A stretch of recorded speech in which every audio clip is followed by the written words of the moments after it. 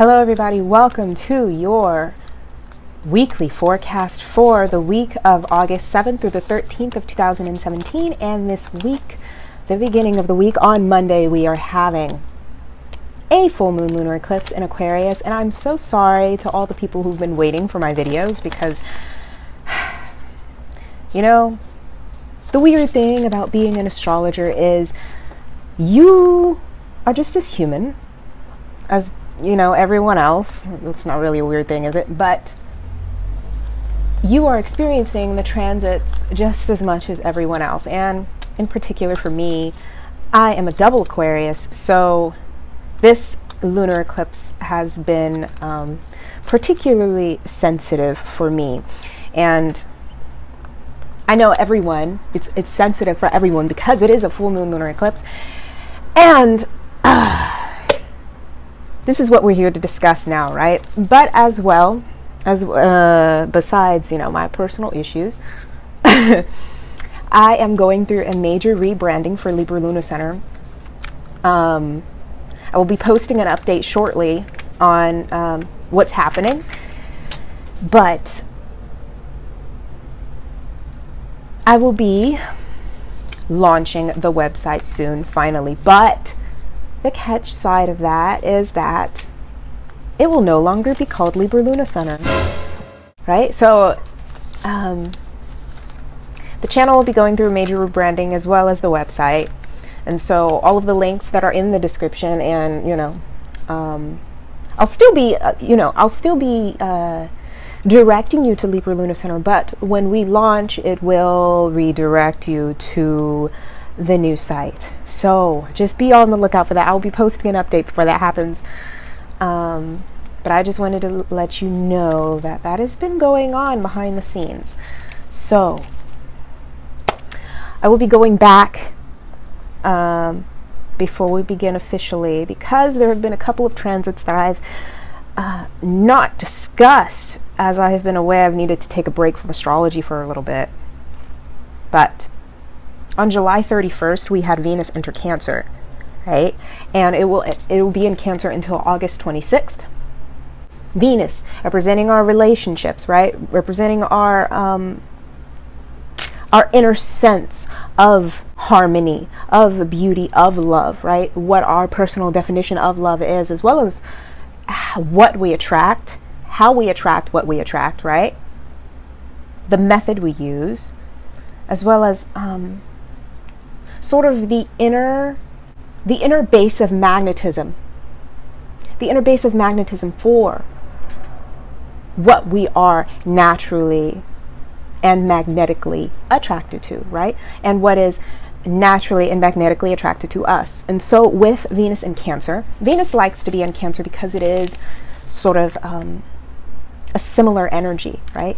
Well, Venus is ruled by Taurus and Libra.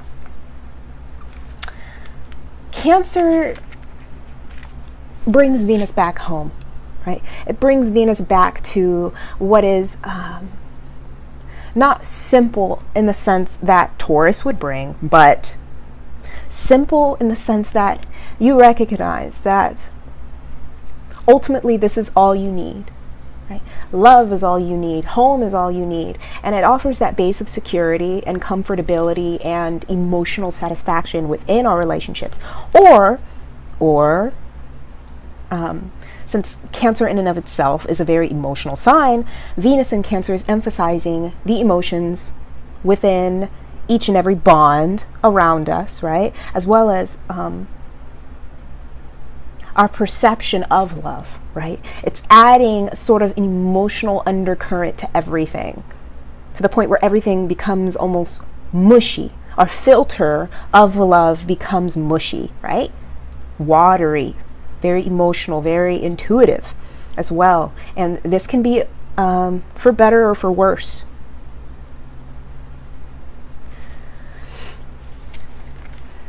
So relationships, finances, especially home-based businesses, can become a lot more stable and secure, more comfortable, more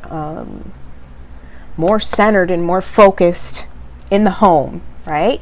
Or you recognize what doesn't feel right, what needs to be corrected in order to feel right, right? Because Cancer will not let us get away with feeling uncomfortable with anything. And so with Venus emphasizing it, it's like, this needs to come up, right? This needs to come up in order for us individually to feel comfortable. And it offers a sense of healing. It offers a sense of returning to yourself, of returning to what's important to you, of what you value, right? What you value emotionally, what you need, not what you want necessarily, but what you need in order to just get the basics down, right? The basics down. We can add all the fancy stuff when Venus moves into Leo, right? We can add all the fancy stuff when after we get the basics down of what makes us feel comfortable. Otherwise, we're not going to feel comfortable partying if we are sort of locked in our own little cavern of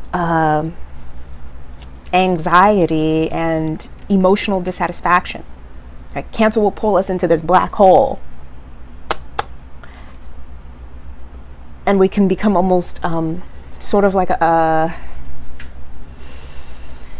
sponge, in a sense, a sponge of emotion. We can be, you know, this can emphasize the whiny aspects of ourselves, the child, the inner child-like issues that infiltrate our relationships, right? And our connection to our finances, our connection to our businesses, our connection to how we perceive love, right? We are seeing love through the filter of our inner child, through the filter of our inner baby, because Leo rules the child as well, but it's the child that wishes to project itself into the world, right? That wishes to make the world like his image, right? Sort of like the child of God, so to speak. Whereas Cancer is you know, just the infant within us all, the baby that needs the nurturing, needs the care, needs the attention to survive. It has the basic requirements for what makes it feel safe. And so if there is this this lack of safety that we're feeling in any area of our lives, this will be emphasized, and this will need to be discussed. This will need to be sort of worked through, right? But the good thing about this is Venus in Cancer is in a pretty mellow spot until around the 14th through the 20th. This is when Venus will be coming into some hard aspects with Pluto and Jupiter, right? But for most of this month, until that happens, we'll be wanting to use Venus in Cancer. I'm emphasizing this a lot before we go into the lunar eclipse, right? We'll be wanting to focus on our emotions, right? And bringing this level of deep emotional clarity and safety and protection and comfortability and love into every situation, right? This is our glue. This is our a sword in a sense, but Venus, it doesn't really represent a sword, right? And Cancer definitely doesn't. But this is our tool of choice that we are coming into this month with, right? Right off the bat. Healing and home is where the heart is, right? And so, okay. On August 3rd, we had Uranus station retrograde, 28 degrees in Aries. And the important thing about this retrograde is this is the last time Uranus will be retrograding in Aries. It's not the last time Uranus will be in Aries, though Uranus will be officially moving into Taurus by May of 2018, but this specific retrograde will be in Aries, and this is the last time it will ever be in Aries, right? So Uranus will go all the way back to 24 degrees by January of 2018, which is when it will station direct again. But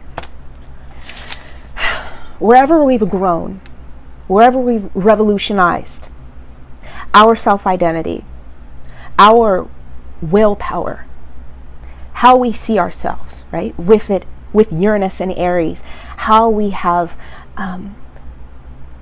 broken the barriers of self-perception, of self-identity, right? And in particular, where it was emphasized in April of 2017, right? Just a few months ago, when all the craziness started, when all the retrogrades began, when all of this momentum was geared towards the shift in identity, right? The shift in an entirely new, I wouldn't say direction, but perception of direction, right? Wherever you've grown since then, wherever you've expanded within yourself, however you've expanded yourself, it will need to be integrated. It will need to be sort of pulled back into yourself, right? While we are looking at all of the change, whatever changed for you in that time, right? All of the outer revolutions that were unfolding right before you. Uranus retrograde is about the interchange, right? We use the experience in order to grow, in order to become more of who we authentically are with it in Aries, right? And so Uranus retrograde in Aries is about walking our talk, right? Becoming the change we wish to see. Becoming who we want to be. Inside first, before we can witness it on the outside, of course. But August 3rd will be, or has been, right? As I am recording this on the 6th of August, so we're past that time now. But it is permeating until January, obviously, of 2018. But especially with this full moon lunar eclipse in Aquarius, which is ruled by Uranus, right? And so on August 3rd, we had major epiphanies, we had major breakthroughs, we had major insights, right? Downloads into, okay, I've reached a certain point in my development, right? I've reached a certain stage, a rite of passage in who I'm becoming. And now, before I can walk down this corridor, before I can fully commit myself to this path, right? The way I commit myself to the path is through becoming the path, is through becoming who I want to be, is through my interchange, because my interchange reflects whatever I witnessed around me, whatever chaos we've been through. It's taught us something, right? It has opened us up to certain cracks and crevices within our identity. Who we think we are is expanding, right? It is becoming more than what we originally believed, what we originally thought. And in a sense, actually the bare basis of this, right? The bare basis of this is having us recognize that we are much more than we think we are. We are much more. And it's about recognizing that, as well as integrating it, living into it. And it's about asking yourself, how will you transform from this point? Because it's not about the outer transformation. It's not about the chaos needing to sort of push you out of your little nest egg, right? Needing to sort of throw you into the streets and say, survive, right? Learn how to survive. In a sense, that teaches you, that's what we've been going through since April of 2017, right? Just on a wing, going with whatever's in front of us. The chaotic events that inspired the growth we have cultivated at this point, where we are now. And so using that, how will we transform ourselves? Who will we become? Will we ascend or will we descend? And so this is offering us a chance to sift through the energy, right? We sift through the energy as we witness our own future, as we see the future. And we see whatever the chaos has inspired within us, right? The future does not look as daunting, because now we recognize that it's a matter of changing ourselves, transforming ourselves, pushing ourselves out of the nest egg, not waiting for the universe to do it, not waiting for a sign from the gods. You know, Uranus rules the gods, right? The ruler of the skies, the god of the sky, right? Not waiting for the flash of inspiration out of the blue. We don't need that, right? We can connect the dots within our own consciousness. We can choose to ascend by simply deciding to. Okay, so the last aspect I want to talk about before we go into full moon is Jupiter squaring Pluto, which was exact on August 4th. And it was the third and final time Jupiter squared Pluto exactly at 17 degrees. And these are big planets, right? Pluto being the smallest planet, but having the greatest influence. And Jupiter being the largest planet and sort of dramatically overstating every single aspect it makes, right? And so this is big changes, big, deep changes needing to cultivate, needing to root themselves in our lives, right? In every area of our lives, you feel certain restlessness to completely transform, to completely change the structure of everything around you, everything in front of you, and everything within you, right? It's sort of this burning sensation of, okay, I gotta throw this away, I need to fix this, I need to get this, and I need to move this over here, right? It's sort of creating your own puzzle piece, right? And you're recognizing what you need to uproot.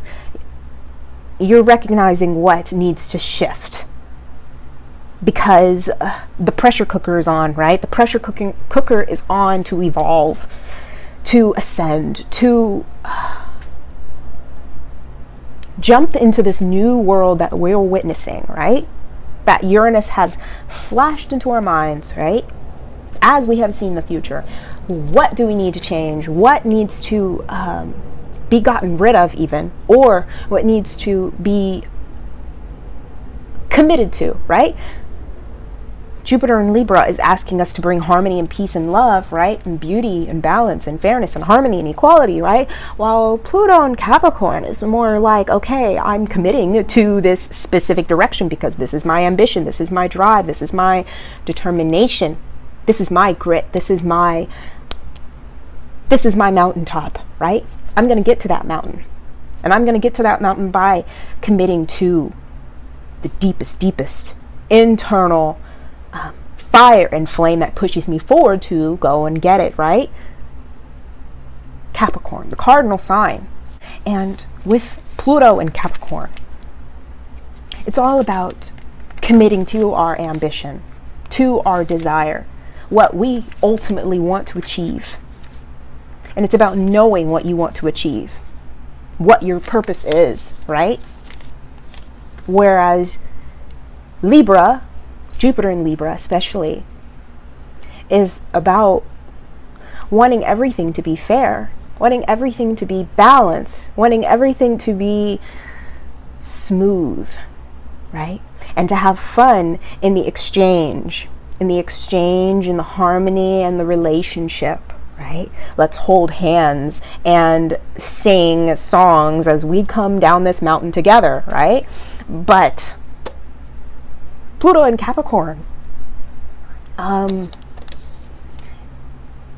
It's like if you don't have the drive or the ambition or the determination to go as far as you can, to risk everything, then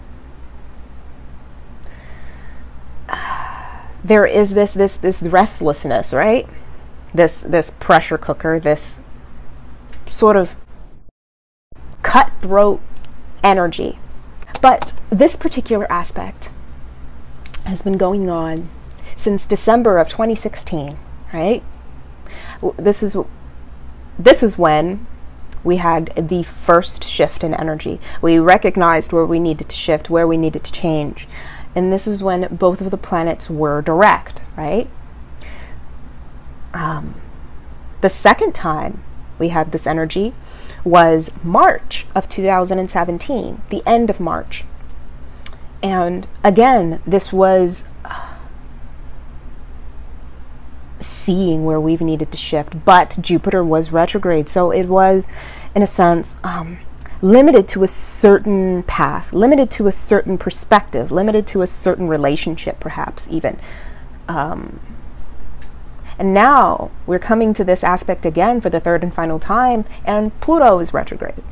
And so we are seeing the changes that we need to make, right?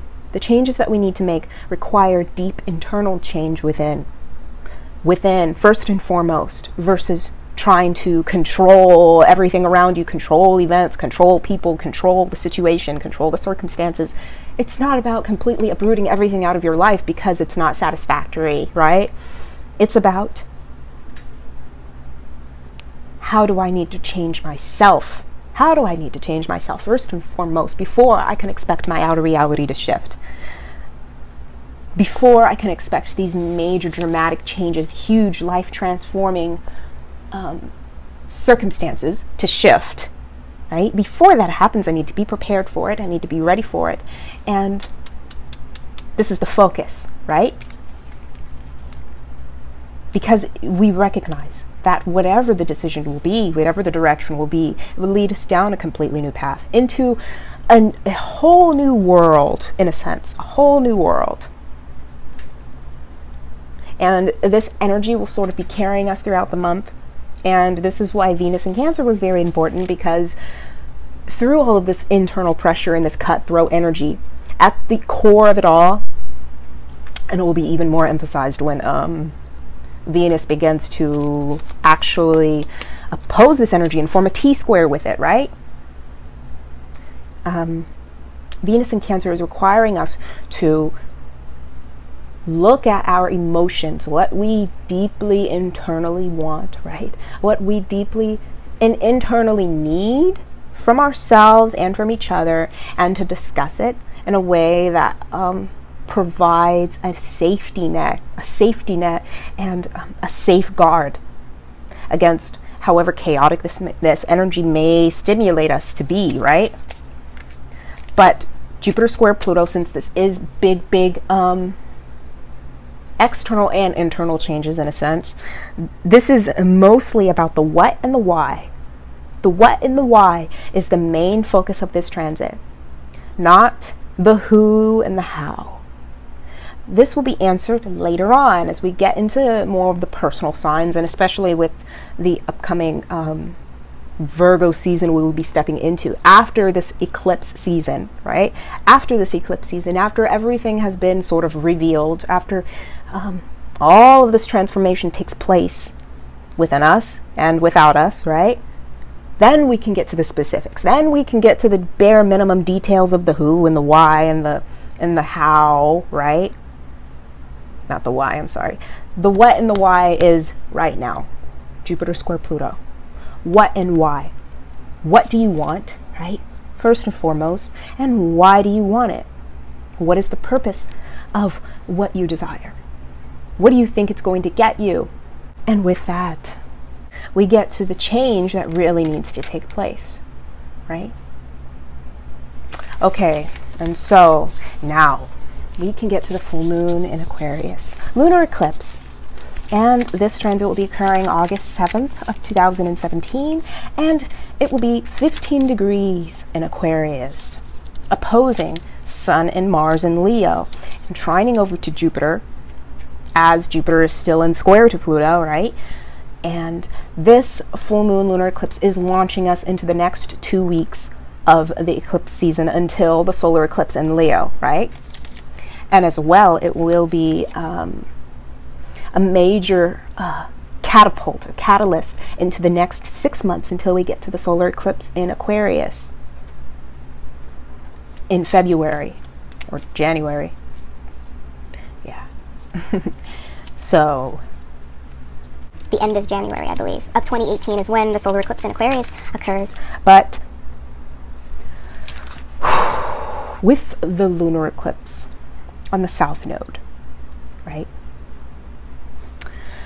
If you think of every transit as not just a fixed, determinable transit that occurs in the sky, right? Because not every transit is alike. As the sky is always shifting, the sky is always moving, and we are always moving collectively and unconsciously and within our consciousness, right?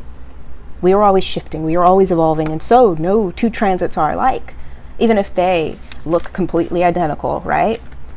Everything is a cycle in a sense. And this particular full moon lunar eclipse is dating back 9 years ago to the solar eclipse, which occurred in Aquarius on the north node, when the north node was in Aquarius. Because now we have the south node in Aquarius, it is a dynamic polarity, right? Leo and Aquarius, opposite signs. And the north and south node are two halves of the same whole, right? We go through an 18-year cycle. 18 years is how long it takes for the nodes to shift back into the same sign. And half of that period, the 9 years, right, we get to the north node, where the south node had been 9 years ago. And so whatever certain karmic patterns, whatever certain karmic programming we received in 2008, starting February 2008 is when this whole cycle started, right? You want to think about, where were you in that time? Who were you in that time? What type of energy, what type of patterns cultivated in that time that led you to where you are now? That led you perhaps in the groups you're in now, perhaps in the environment that you're in now, the certain individuality that you're in now, because it's dating back. It's dating back. And this is the final release of whatever that karmic contract was. And Aquarius, in and of itself, is similar to a grenade in a steel box, right? And with the full moon lunar eclipse, shining a light on not only everything that's wrong, right? Everything that is sort of been hidden, right? Shining a light on where we are now versus what we have evolved out of, right? This is also the explosion, an explosion of either chaotic, which is a negative manifestation of Aquarius, or connected, a connected frequency, right? And in some sense, because it is Aquarius, this is us needing to break out of the box, break out of our own self-imposed limiting steel box, right? Disconnecting from some major aspect of ourselves, of our self-identity, what we have henceforth identified ourselves as, with Uranus, Aquarius's ruling planet, in Aries, our self-identity, our willpower, our drive, you know, the basics of our identity, our perception of self is limited, in a sense, is limited to whatever timeline, whatever karmic contract we entered into beginning February of 2008. We're ending this now because we are re-identifying ourselves. We are growing beyond ourselves, beyond our own definition. And this can be supported with Jupiter involved. It can be supported by compromise and fairness and harmony, as long as there's sort of a need to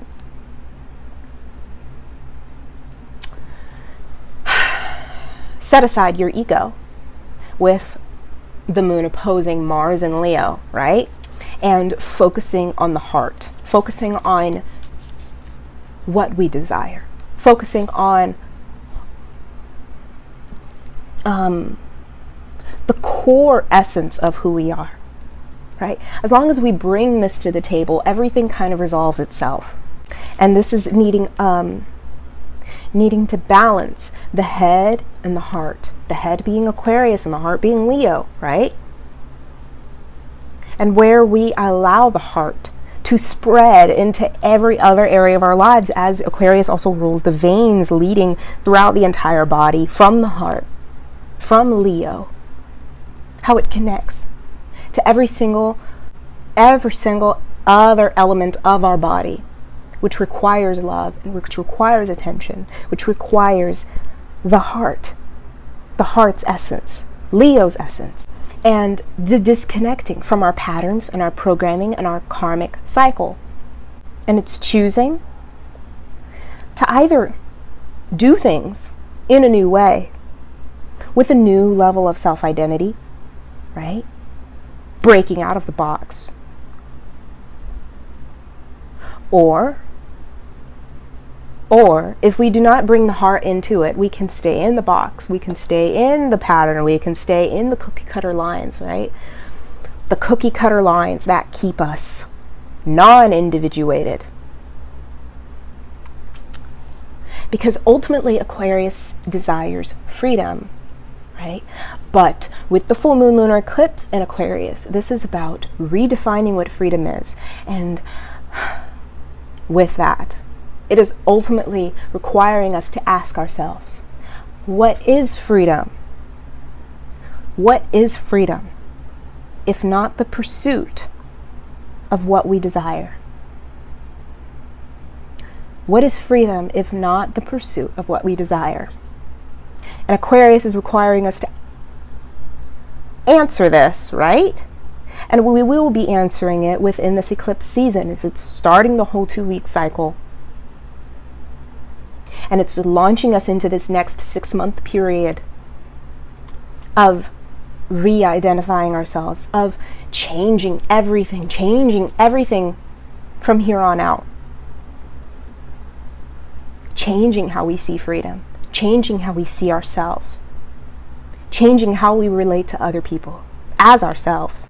And whatever is being released is being cut off, right? Whatever is being disconnected.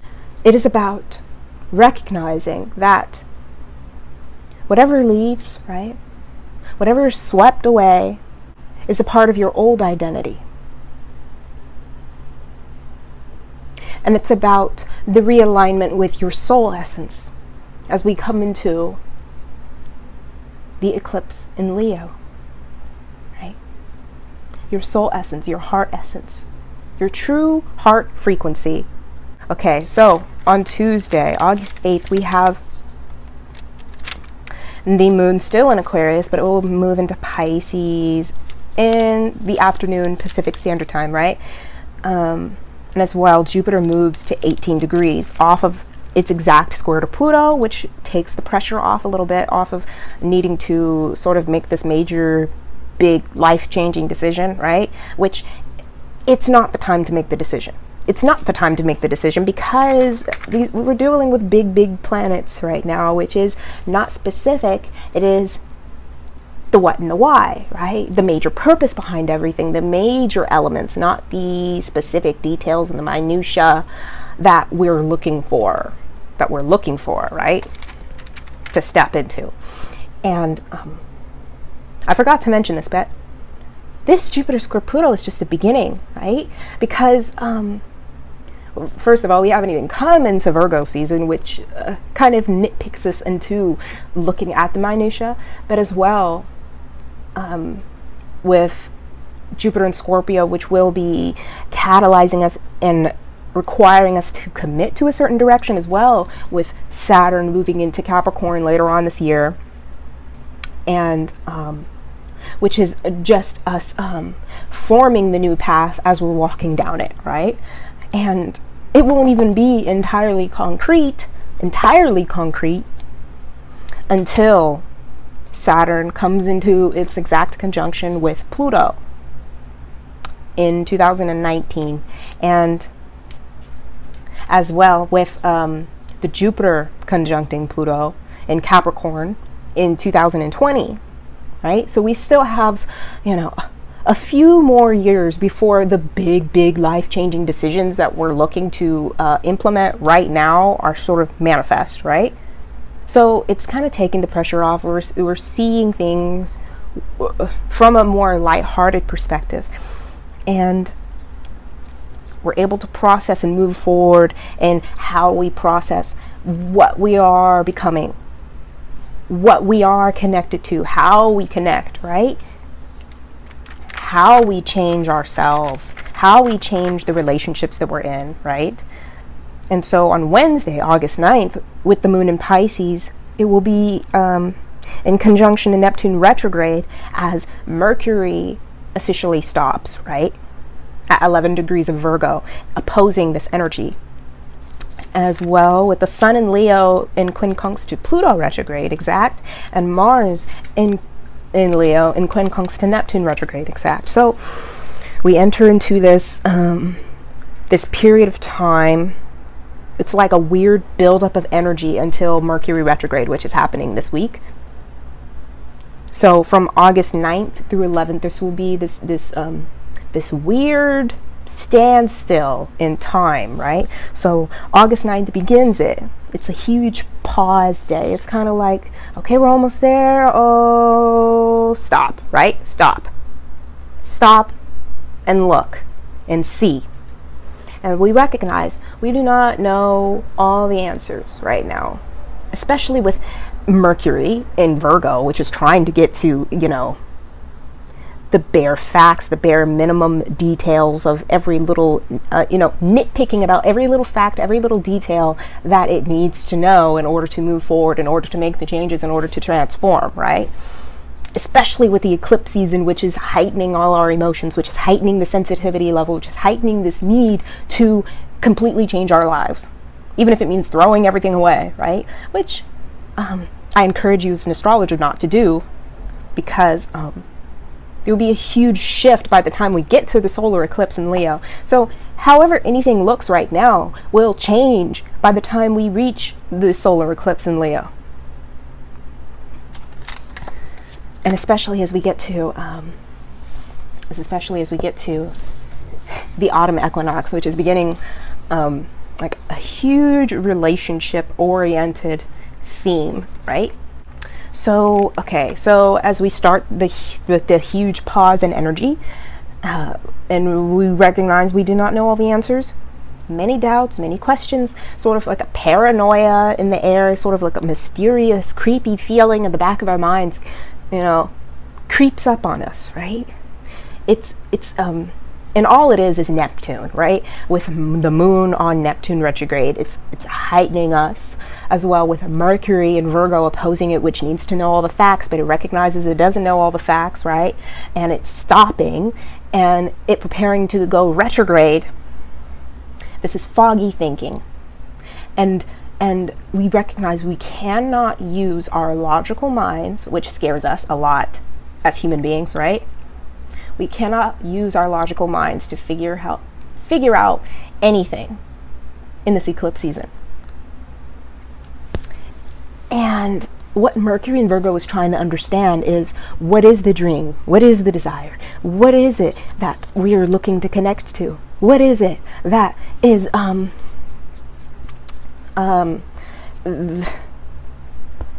big spiritual message that we're trying to, we're trying to look behind the veil, right? We're trying to look behind the veil, sort of get a snapshot of it. But we're realizing that the way to enter beyond the veil is sort of ditching the logical mind, ditching how we normally solve our problems, right? By nitpicking and fact-checking, because we cannot fact-check right now as we're having a Mercury. Okay, let me just get there, right? So on Thursday, August 10th, we have the moon conjuncting Chiron, squaring Saturn, and the sun in Leo will be sextiling Jupiter, which is a good thing, and Venus will be sextiling Mercury. And so, you know, we're weighing things out properly. We're able to balance out our heart with our head, and we're recognizing where we're wounded. We're recognizing our limitations, and we're recognizing, you know, everyone and everything is fallible, right? And this is sort of a healing type of vibe, right? Communication can heal everything. But whatever's being communicated right now, it's going to be recommunicated, re-looked at, re-strategized, reformulated, because Mercury's preparing to retrograde, right? So just take facets of data right now. This is picking little facets of data, but not taking the whole thing at face value. Don't do that, right? So never do that during Mercury retrograde, never, because, you know, anytime a planet goes retrograde, it's going against the natural flow, apparently from our point of view on Earth, right? Because when you look from the sun's perspective, and this is going into astronomy, right? When you look from the sun's perspective, nothing actually retrogrades. But from our earthly, physical, human perspective, right? When planets go retrograde, they're going against the natural flow of life, and so they're not operating in the sort of traditional correct way that we think they ought to, right? But the gift with retrograde planets is that we are able to look at things in ways direct planets cannot, right? We're able to look at things from a new perspective, and in a sense we're able to break the code, we're able to break the system, we're able to break out of the matrix of whatever a planet normally represents when it's direct. Retrograde, it's kind of like the rebel, the maverick who can see things from all types of angles and sort of work the system, right? And so with Mercury going retrograde, you never want to look at things at face value in the traditional way that you would with Mercury direct, right? Even in its shadow phase, even before it goes retrograde, because it's little snippets of what you're going to experience when it is retrograde, right? So everything right now is a piece of the puzzle, and the puzzle will you know, as you are putting a puzzle together, you don't know what it's going to look like, of course, unless you have the box, right? You don't know what it's going to look like just putting it together, right? You're just taking one snippet of it and putting it where you think it ought to be, right? And that's sort of the energy we're moving into right now. And the thing is, the puzzle will eventually be finished. You can't just, you know, continue putting puzzle pieces together forever. So a picture will eventually show up. But that's not until the end of the month, right? And especially, that's not until Mercury moves forward, which it won't until September 5th. So just take your time, right? And on Friday, August 11th, right before Mercury retrogrades, we have Venus in trine to Neptune and the moon in Aries. And so, even though there's all this passion stirring, there's all this this fire to go, right, to push forward, to move forward, to make the change, it's still requiring us to hold on. But with Venus in trine to Neptune, wherever we feel emotionally uncomfortable, wherever we feel emotionally dissatisfied, we're able to heal it. We are able to be compassionate. We're able to be understanding, because Neptune is the higher octave of Venus. And so we are able to balance physical, passionate, primal love, right, Venus, with Neptune, ethereal, spiritual, compassionate, all-encompassing type of infinite mother, cosmic mother type of love, right? That's the type of love Neptune gives to you. That's why, you know, okay, let me not get into that. Okay, so okay, so with all of that positive energy brewing with Venus, right before we move into the retrograde, right? This is a very good thing, as it's supporting our ability to love in a way that is unconditional, that is sort of emotionally intuitive versus nitpicky, fact-checking, because we cannot use our logical minds through this season, right? Through these eclipses, right? We're sort of needing to play the game blind. And so on Saturday, August 12th, we have Mercury stationing retrograde, 11 degrees Virgo, which will stay retrograde until September 5th. And it will be happening in the evening of August 12th for the USA. So if you're on, if you're in Europe or Australia, it could be the next day for you, right? Most likely. And this Mercury is stationing retrograde as it's opposing Neptune, which is bringing this creepy feeling around, right? This feeling of not knowing all the answers, of not being able to use our minds properly, of not being able to see things clearly, because it is not an exact opposition, right? It's sort of, okay, I think I get it, but no, let me go back, right? And so at the same time that this happens, the moon will be conjuncting Uranus in Aries, and it will be a focal point of a kite, as Jupiter is at the apex of the kite, right? This grand trine fire kite, right? Information gets all over the place. Logic gets all over the place, right? As soon as Mercury goes retrograde, it's kind of, especially because Virgo rules Mercury, so it's in its domicile sign as it retrogrades, and it's a mutable sign, so it's putting everything, scattering everything, making everything sort of destabilized, right? We've been through more than enough chaos since the beginning of this year, right? So this isn't a particularly scary aspect, but throughout all the chaos, right? Through all the mutable energy, through not knowing, through, you know, sort of the mush that our logical minds are becoming, the only way to center ourselves is through Leo. And so anything we're planning now will need to be replanned, it will need to be re-strategized, and we're kind of looking over the details over and over and over again, right?